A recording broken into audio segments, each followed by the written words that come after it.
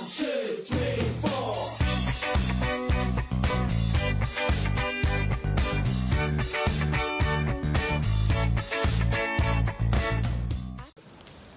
Good morning guys, and welcome to another day on the road with Tanuki and Frodo.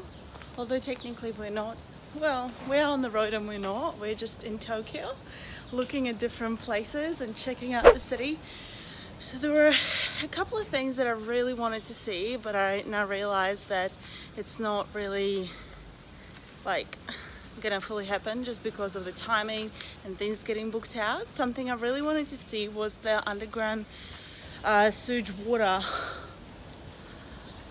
plant, not plant, but like a place where they teach you about how the whole underwater system works in Tokyo here.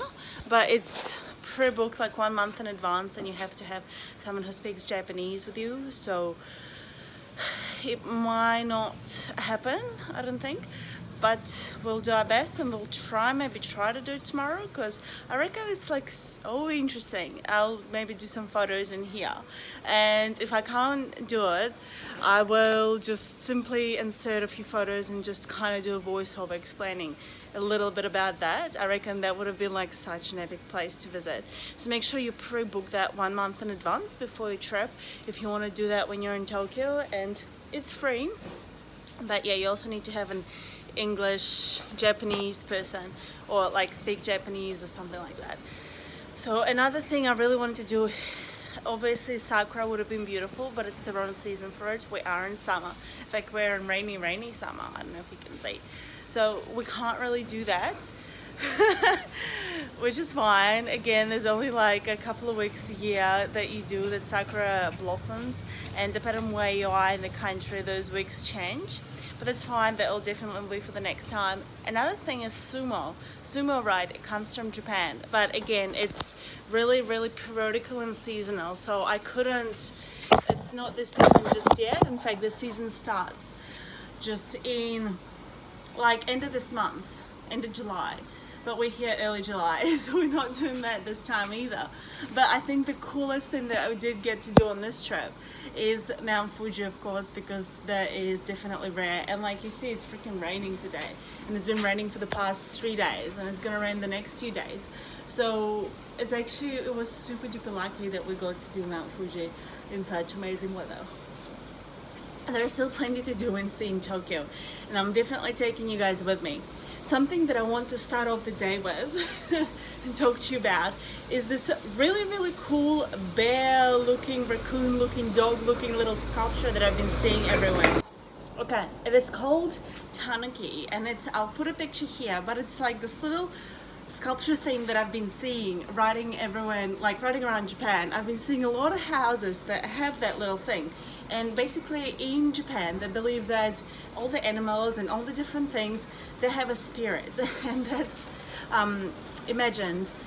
Well, there is like a saying that this represents this animal that they have in real life here, and it's like something in between a raccoon and a dog, and it's supposed to convert into a goblin or have like this goblin spirit in it, and when it becomes this goblin, it becomes this little sculpture thing. It becomes that little thing that you see here, and it's basically a little goblin that likes to eat and drink, and it's supposed to kind of have that jolly spirit.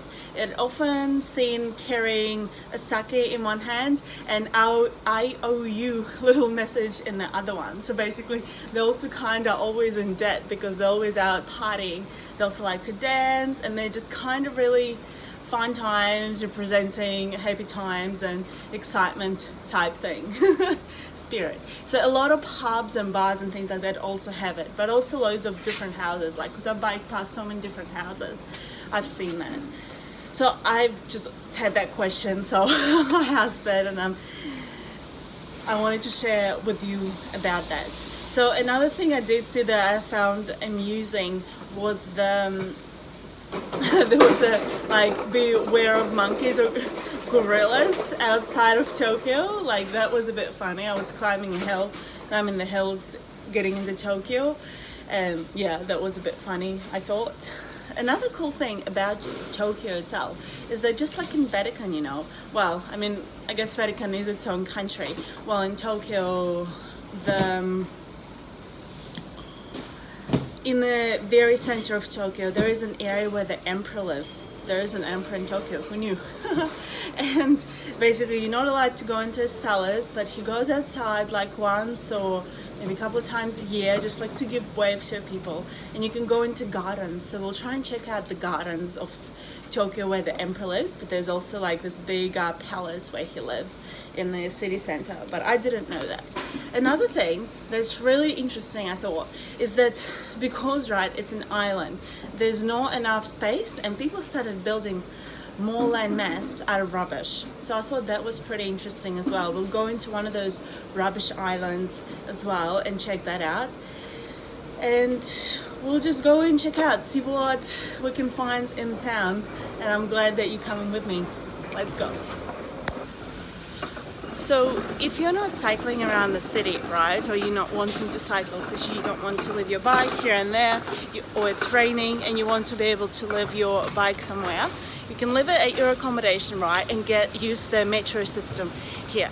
In order to use the metro system, you can either have one of the metro cards, which we're going to check out, or you can get a day pass. And I'm about to go to the train station to figure out how that all works and how much it all costs. From a cherry